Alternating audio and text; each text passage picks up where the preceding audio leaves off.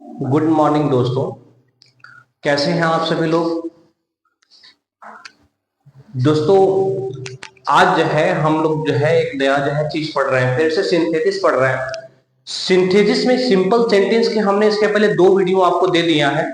दो वीडियो में मैंने आपको कौन कौन सा दिया था, एक पार्टिसिपल का दिया हुआ है और दूसरा इन्फिनेटिव और नॉमिनेटिव एब्सोल्यूट का दिया है।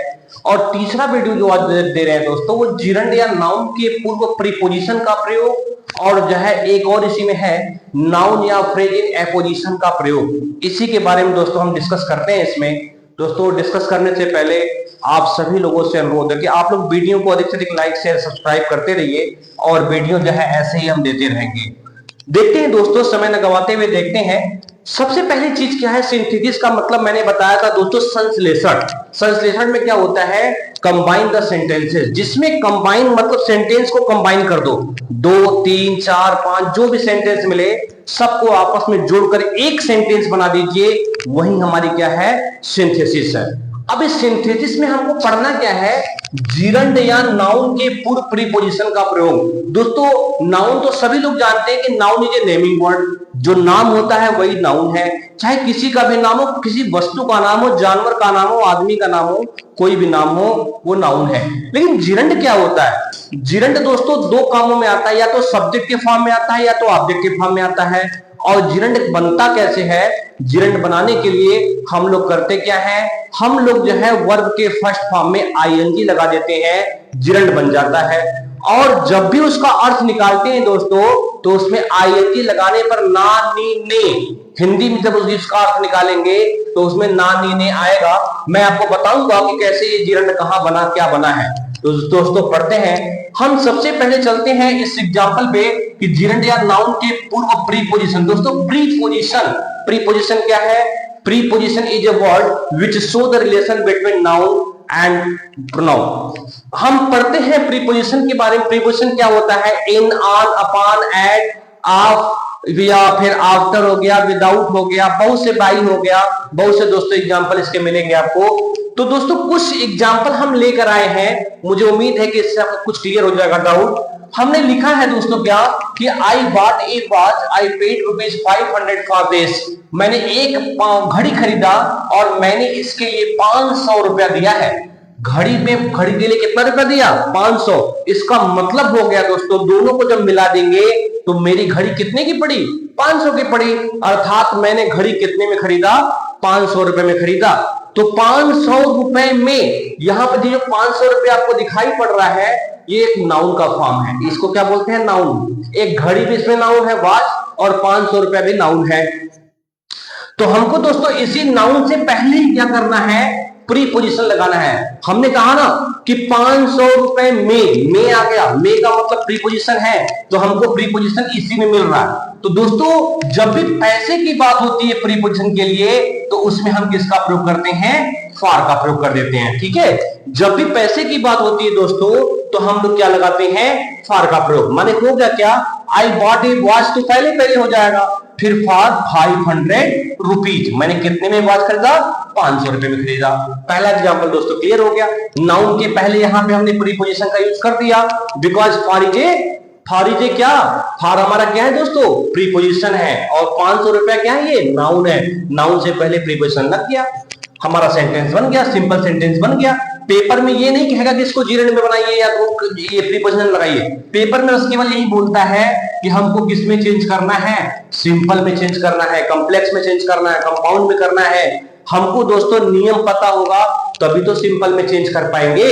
ठीक है, नेक्स्ट एग्जांपल क्या है, I reached the station, I bought tickets. लिखा है कि मैं स्टेशन पहुंचा, मैंने क्या खरीदा, टिकट खरीदा। तो दोस्तों इसमें देखिए, मैं करा स्टेशन पहुंचा, मैंने टिकट खरीदा। तो भाई टिकट कब खरीदा आपने, कब खरीदा, कह रहा है कि स्टेशन पहुंचने के बाद, पहले तो खरीद नहीं पाएंगे, स्टेशन पहुंचने के बाद खरीदा। तो दोस्तों बाद पहुंचना, पहुंचना में देखिए ना शब्द आ गया। हमने बताया था कि जब भी किसी जो है क्रिया में नानी नहीं आता है तो वो जिरंड बन जाता है आईएनजी लगाने से। तो दोस्तों हमने किया क्या है, यहां पर जो है देखिए ये स्मॉल रहेगा, इसमें जो है क्या होगा, रीचिंग, रीचिंग लिखा है दोस्तों। तो रीचिंग में, रिच में क्या हमने इसके फर्स्ट फॉर्म में क्या लगा दिया, आईएनजी लगा दिया। और इससे पहले हमने आफ्टर लगाया, क्योंकि मैंने कहा था स्टेशन पहुंचने के बाद। तो हमको जब भी प्रीपोजिशन लगाना है तो इससे पहले, माने या तो नाउन या तो जिरंड। तो नाउन तो है नहीं, जिरंड से पहले हमने क्या लगा दिया, आफ्टर। आफ्टर मतलब क्या है, प्रीपोजिशन। तो यहां आईएनजी लग गया तो दोस्तों ये हमारा क्या बन गया, जिरंड बन गया। अब रीचिंग माने क्या होता है, पहुंचना, माने स्टेशन पहुंचने के बाद। दूसरा जो सेंटेंस तो दोस्तों वैसे उतार दीजिए, आई बॉट टिकट्स, हमारा सेंटेंस कंप्लीट हो गया। तीसरा जो एग्जांपल है, you helped me I would have failed, माने तुमने मेरी सहायता किया मैं फेल हो गया होता। माने तुमने जो मेरी सहायता किया मैं फेल हो गया होता। मतलब ये है दोस्तों कि अगर तुम मेरी सहायता नहीं किए होते या तुम्हारी सहायता के बिना मैं फेल हो गया होता। तो हमने को ये मिल रहा है कि मैं फेल हो गया, माने मैं फेल हो गया नहीं, मैं फेल हो गया होता। क्यों, विदाउट योर हेल्प, तुम्हारी सहायता के बिना। योर हेल्प दिखाई दे रहा है दोस्तों, ये हमारा क्या है, ये हमारा नाउन है। और इस नाउन से पहले हमने क्या लगा दिया, विदाउट। विदाउट एक क्या है, प्रीपोजिशन है। जैसा सेंस मिल रहा है हम उसके अकॉर्डिंग इसको लगाते जा रहे हैं। करना कुछ नहीं है, बस दिमाग में कॉन्सेप्ट क्लियर करिए कि हमको करना क्या है, कि जब भी किसी सेंटेंस में नाउन मिला या नाउन के पहले प्रीपोजिशन लग रहा है तो लगा देंगे, नहीं मिला तो जिरंड बनाएंगे। जिरंड बनाने के लिए आईएनजी लगा देंगे और उससे पहले प्रीपोजिशन लगा देंगे दोस्तों, और ये हमारा सिंपल सेंटेंस तैयार हो जाएगा। फिर हमने जो नियम लिया है दोस्तों, नाउन या फ्रेज इन एपोजिशन का प्रयोग। ये एपोजिशन होता क्या है, एपोजिशन का मतलब होता है साइड बाय साइड। जब कोई सेंटेंस में कोई भी शब्द एक दूसरे के बगल में रखा जाता है और वो भी दो अल्प विराम के बीच में, मीन्स दो कामा के बीच में दोस्तों अगर कोई वर्ड आ गया तो उसी को बोलते हैं एपोजिशन। या तो एपोजिशन में हमारा कोई नाउन होता है या फ्रेज होता है। नाउन का मतलब कोई संज्ञा होता है या फ्रेज। फ्रेज का मतलब दोस्तों क्या होता है, आप लोग सुने होंगे, लोकोक्तियां और मुहावरा सुने होंगे, कई शब्दों को मिला करके एक शब्द बनता है या कई शब्द मिला करके एक शब्द बनता है, तो वही हमारा फ्रेज में आ जाएगा। तो यहां लिखा है Shakespeare wrote Julius Caesar. Shakespeare ने क्या लिखा, जूलियस सीजर लिखा। और he was a great dramatist, वह एक महान जो है क्या थे, नाटककार थे। तो दोस्तों शेक्सपियर के बारे में बात हो रही है कि शेक्सपियर क्या थे, एक ग्रेट ड्रामेटिस्ट थे। पहले हमको देखना है कि कोई व्यक्ति है तो वो है क्या। जो भी व्यक्ति जो भी रहेगा उसी को एपोजिशन में रख दीजिए। हमको एक ग्रेट ड्रामेटिस्ट यहां पर मिला कि उस शेक्सपियर एक ग्रेट ड्रामेटिस्ट थे, मैंने उसको देखिए एक ग्रेट शेक्सपियर के बगल में ही उसको रख दिया और दो कामा के बीच में रख दिया, जिससे इसका नियम होता है एक नाउन के बगल में ही दूसरे नाउन को रखते हैं या फ्रेज को रखते हैं। एक नाउन के बगल में ही दूसरे नाउन या फ्रेज को रखते हैं। जो दूसरा वाला शब्द होता है वो हमेशा दो कॉमा के बीच में होता है।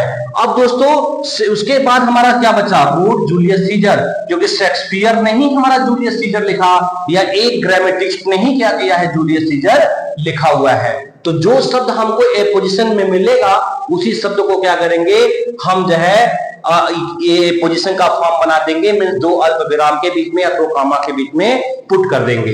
दूसरा एग्जांपल है, mister Saxena is our principal. Mister Saxena हमारे प्रिंसिपल हैं और ही इज वेरी लर्न, वह बहुत ज्ञानी हैं। तो दोस्तों इस एग्जांपल में अगर ध्यान से देखा जाए तो हमने किसके बारे में बात कर रहे हैं, मिस्टर सक्सेना के बारे में। ये है क्या, हमने पहले ही बताया कि जैसे शेक्सपियर क्या है, एक ग्रेट ड्रामेटिस्ट है, वैसे ही मिस्टर सक्सेना दोस्तों क्या है, आवर प्रिंसिपल।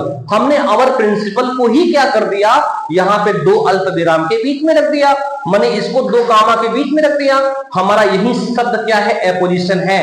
बस उसके बाद दोस्तों यहां से उठा लीजिए, is our principal, is our principal नहीं, आवर प्रिंसिपल तो लिखा है दोस्तों यहाँ पे, इज वेरी लर्न, ये ही हट जाएगा क्योंकि ही किसके लिए लगा था, मिस्टर सक्सेना के लिए। मींस क्या हो जाएगा, mister Saxena comma our principal comma is very learn. फिर दोस्तों तीसरा एग्जांपल मैंने जो लिखा हुआ है वो लिखा क्या है कि Raj is the best boy in the class, he was the monitor.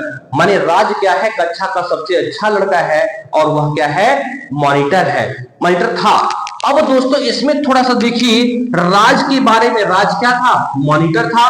तो हम राज के बारे में जो है यहाँ पे लिख दिए मॉनिटर। हमने पहले ही शुरू में बता दिया कि व्यक्ति के बारे में सोचिए कि था क्या, जो वो था उसको दो अल्प विराम के बीच में मिस दो कामा के बीच में दोस्तों रख दीजिए, हमारा सेंटेंस बन जाएगा। तो राज द मॉनिटर हो जाएगा।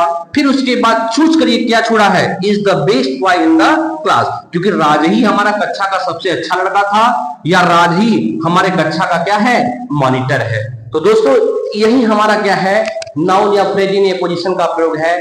और ये वीडियो जो है आपको समझ में आया हो दोस्तों, मुझे उम्मीद है। अगर कोई भी प्रॉब्लम अगर कहीं समझ में नहीं आ रहा हो तो आप कमेंट बॉक्स में उसे डाल दीजिए, मैं उसे जो है आपको वही रिप्लाई कर दूंगा या अगले नेक्स्ट क्लास में उसको फिर से डिस्ट्रिक्ट बता देंगे आपको। तब तक के लिए जो है दोस्तों धन्यवाद। लेकिन आप सभी लोग जो है वीडियो को अधिक से अधिक लाइक शेयर और सब्सक्राइब कीजिए।